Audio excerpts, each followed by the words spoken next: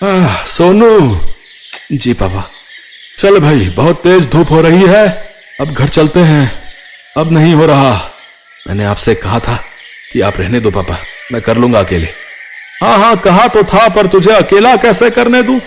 इतना बड़ा खेत है, तैयार करने में समय तो लगेगा ना। हाँ वही तो मैं भी कह रहा हूं पापा, आप घर जाओ, मैं करता हूं।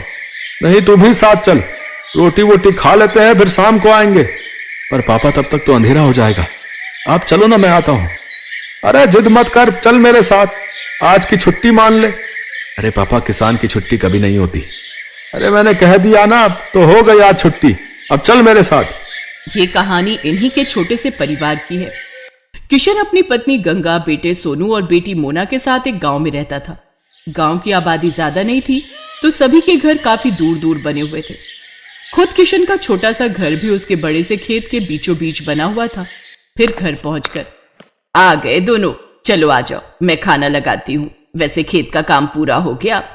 कहा माँ? पापा कहने लगे कि आज छुट्टी है, तो मुझे भी अपने साथ छुट्टी मनाने ले आए।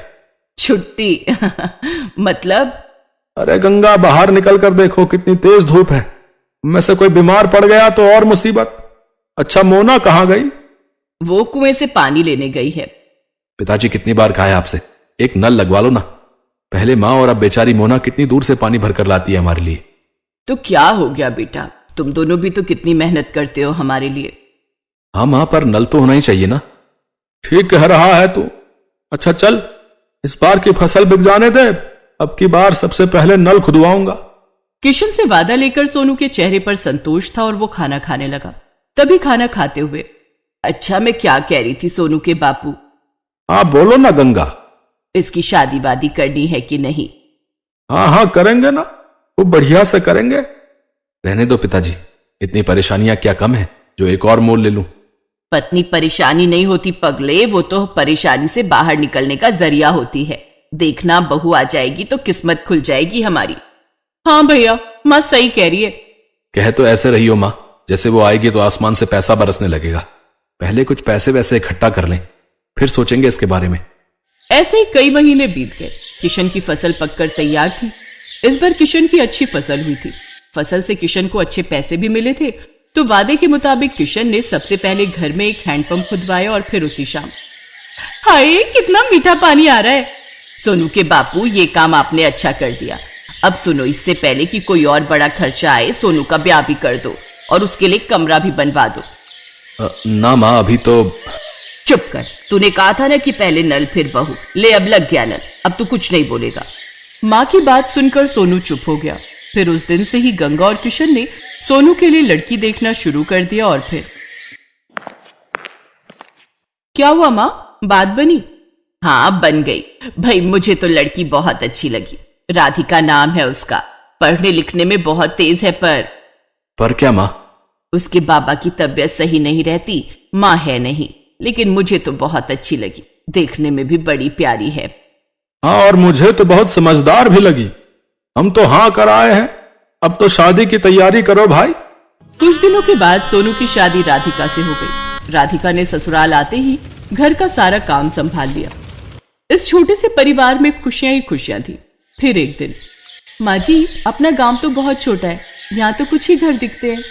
हाँ बेटा, शुरू से ऐसा ही है ये गांव। राम राम सबसे है, लेकिन किसी से कोई ज्यादा मतलब रखता नहीं है। सब अपनी अपनी खेती करते हैं और खुश रहते हैं। माँ जी, हाईवे कहाँ को जाता है? दिल्ली की तरफ जाता है बिटिया। आप कभी गई हो दिल्ली? हाँ, एक बार तेरे बापू ले गए थे मेरे इलाज के लिए। बहुत चौड़ी सड़क है भाई, बस वाले ने सर भगा दी बस। इसका मतलब दिल्ली ज्यादा दूर नहीं है यहाँ से। हाँ, पर तू क्यों पूछ रही है? नहीं नहीं, कुछ नहीं, बस ऐसे ही। गंगा समझ नहीं पा रही थी कि राधिका के मन में क्या खिचड़ी पक रही थी। ऐसे ही वक्त बीतता गया। फिर एक दिन किशन और सोनू सिर पकड़े बैठे थे, तभी राधिका चाय लेकर आई। क्या हुआ पापा, कोई परेशानी है क्या? हाँ बेटी, इस बार बड़ी विपत्ति आन पड़ी है। अब की बार बारिश बहुत कम हुई है, सारी फसल सूखने लगी है। बेचारा सोनू नल से बाल्टी भर भर कर फसल सींच रहा है, ताकि हमारे परिवार के लायक तो कम से कम अनाज निकल ही आए। पर पिछले साल तो खूब बारिश हुई थी। हाँ राधिका, तब इतनी बारिश हुई थी कि आधी फसल गल गई थी। खेती किसानी की यही समस्या है, बारिश कम हो तो दिक्कत और ज्यादा हो जाए तो दिक्कत। भगवान जाने क्या होगा आगे। मोना की शादी भी तो करनी है और जब पैसे ही नहीं जुड़ेंगे तो फिर कैसे होगा सब। भरोसा रखो गंगा, सब ठीक हो जाएगा। अपने परिवार को परेशान देख राधिका भी दुखी हो गई। वो अब अपने परिवार की मदद करने के बारे में सोचने लगी और फिर, पापा एक बात कहनी थी आपसे। हाँ बेटा बोलना, क्या बात है? मोना की शादी के लिए कितने पैसे चाहिए आपको? क्यों, ऐसा क्यों पूछ रही है बेटी? बताइए ना पहले। कम से कम 5 लाख तो होने ही चाहिए। 3 के आसपास तो जमा है बैंक में, लेकिन 2 लाख का इंतजाम कैसे होगा पता नहीं। मेरे पास एक उपाय है, अगर आप लोगों को ठीक लगे तो। हाँ हाँ बोलो ना राधिका। देखिए आजकल ना ये शहर वालों को फार्म हाउस वेडिंग और फार्म हाउस पार्टी का बड़ा चस्का है। हमारा खेत हाईवे से लगा हुआ है, दिल्ली भी दूर नहीं है, तो बस हमें हाईवे से खेत तक का रास्ता ठीक करना है, लकड़ी से खेत की बाउंड्री करनी है और कुछ चारपाइयां और सजावट का काम करना है और एक अच्छा सा नाम सोचकर एक बोर्ड लगाना है। बेटा मुझे तेरी बात कुछ कुछ समझ में आ रही है, इस सबके लिए पैसे कहां से आएंगे?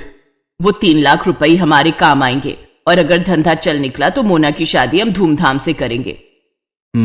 मुझे भी ये आइडिया बढ़िया लग रहा है। अगले ही दिन से पूरा परिवार राधिका के कहने पर काम में जुट गया। हाईवे से लेकर खेत तक बढ़िया टाइलें लगा दी गई, लकड़ियों से खेत की 4 दीवारी कर दी गई और फिर खेत अच्छे से साफ कर उसमें घास उगाकर जगह जगह सुंदर चारपाइयां लगा दी गई। फिर खेत के बीचों बीच एक सुंदर और बड़ी सी खुली झोपड़ी बनाई गई। पूरे परिवार ने जमकर मेहनत की। फिर अगले ही दिन, हेलो मेरा नाम राहुल है, मैं दिल्ली से आया हूँ। ये रिजॉर्ट पहली बार देखा, क्या परसों शाम के लिए स्पेस अवेलेबल है? हाँ हाँ जी बिल्कुल। क्या फंक्शन है? मेरे बेटे का बर्थडे है, केटरिंग मैं खुद देख लूंगा, बस मुझे ये जगह अच्छी लगी। मेरा बजट 20,000 का है, बोलिए आपको चलेगा? जी हाँ बिल्कुल। थैंक यू सो मच, ये लीजिए 10,000 रुपए एडवांस। राधिका का प्लान काम कर रहा था। 2 दिन बाद राहुल ने अपने बच्चे का बर्थडे खूब अच्छे से मनाया। राधिका और उसके परिवार ने पूरे खेत को गुब्बारों और रोशनी से सजाया था। ऐसे ही धीरे धीरे लोगों को गंगा के रिजॉर्ट के बारे में पता चलता गया और लोग आते गए। अब तो राधिका और उसके परिवार को काम से फुर्सत नहीं थी। फिर ठीक 2 साल बाद, भैया खाना जल्दी लगाओ, बारात आने वाली है। जी मैडम अभी लगाता हूँ। ओहो मोना तैयार हुई कि नहीं? मोना मोना आ जाओ भाई। देख रही है राधिका अपनी ननद को? हाँ माँ, परी से कम नहीं लग रही है। सब आपकी वजह से है भाभी, मेरी नहीं हमारी वजह से। और सुनो, अपने पहले बच्चे के पहले बर्थडे के लिए अभी से बुकिंग कर लो इस रिजॉर्ट की, क्या पता तब ये स्पेस खाली हो या ना हो।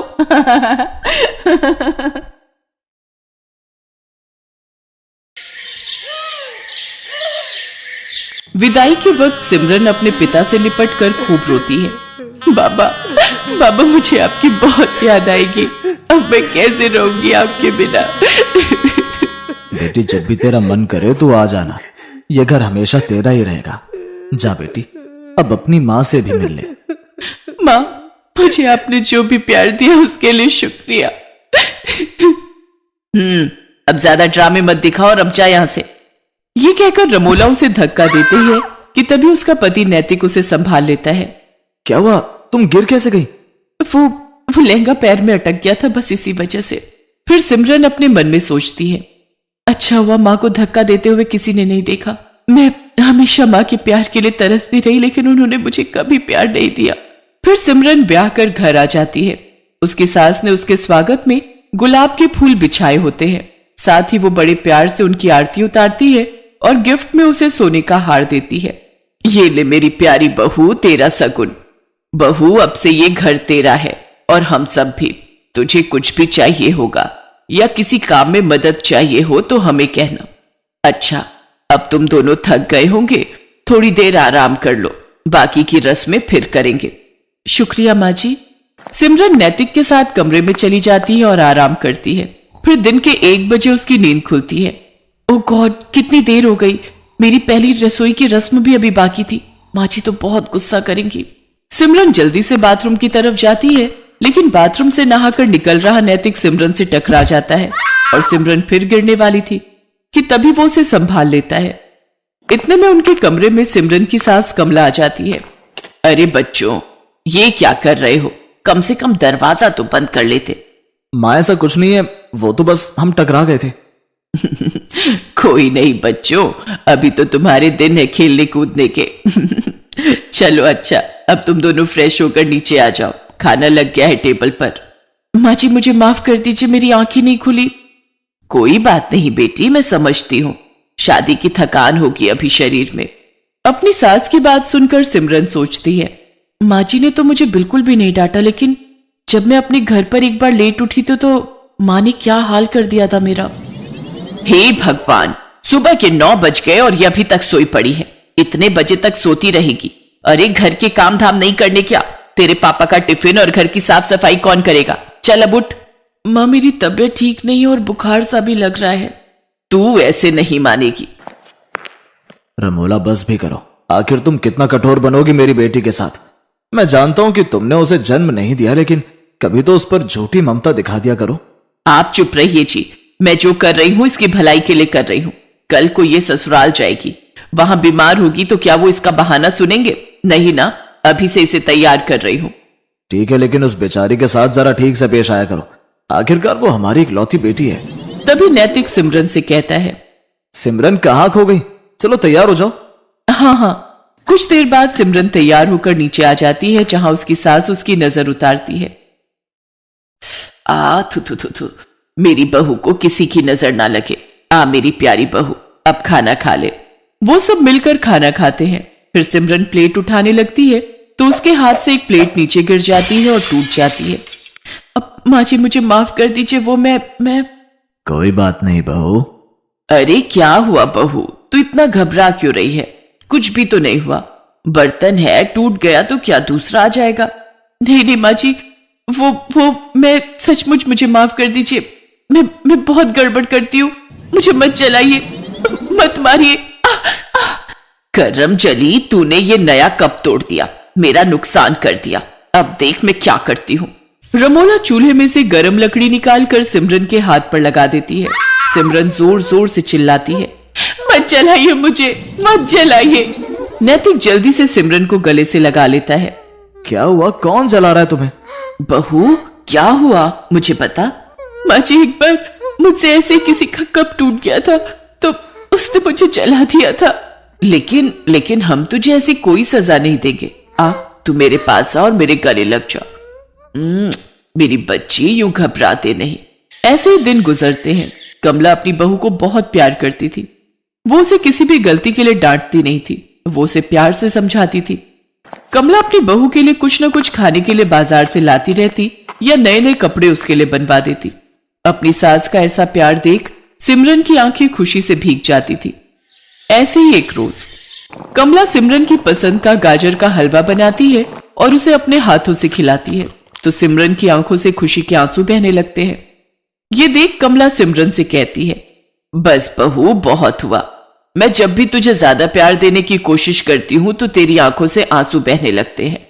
आखिर क्या बात है बेटी, अपनी मां समान सास को नहीं बताएगी? माँ जी आप तो बहुत अच्छी हो और मुझे बहुत प्यार करती हो, लेकिन तभी दरवाजे पर दूध वाला आता है। सिमरन को देखकर उसकी नजर उस पर फिसल जाती है और वो उसका हाथ पकड़ लेता है। छोड़ो छोड़ो मुझे, छोड़ो। एकदम मलाई की तरह मखमली हो तुम तो। तभी कमला भी वहां आ जाती है और उसे देखकर दूध वाला कहता है, माँ जी देखो ना, आपकी बहू मेरा हाथ पकड़ रही है। कमला जोरदार थप्पड़ उस दूध वाले को मारती है। नास पिटे, तू मेरी बहू पर इल्जाम लगाएगा, उसे छेड़ेगा, ये ले। कमला उसे मारकर वहां से भगा देती है। अपने ऊपर अपनी सास का भरोसा देखकर सिमरन रो पड़ती है और अपनी सास के गले लग जाती है। आप बहुत अच्छी हो माँ जी, आपने मुझ पर भरोसा किया, नहीं तो माँ तो।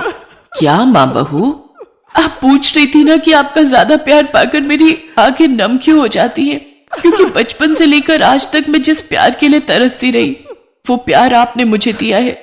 जब मैं 6 महीने की थी तभी मेरी माँ गुजर गई थी, तब बाबा दूसरी माँ लेकर आए ताकि वो मुझे माँ का प्यार दे सके, लेकिन उन्होंने कभी मुझे माँ का प्यार नहीं दिया और अब वो प्यार मुझे आपसे मिला। जैसे आज दूध वाले ने हरकत की, ऐसे एक बार मेरे यहाँ के दूध वाले ने मेरे साथ की थी, लेकिन माँ ने उसे गलत ठहराने की जगह मुझे ही गलत समझा था। कोई बात नहीं बहू, आज से मैं तेरी माँ हूँ और रमोला बहन ने भले ही तुम्हें प्यार ना दिया हो, लेकिन एक यशोदा बनकर तुम्हें पाला तो है, तभी तो मुझे इतनी प्यारी बेटी जैसी बहू मिली है। तभी दरवाजे पर रमोला और मनोहर खड़े होते हैं।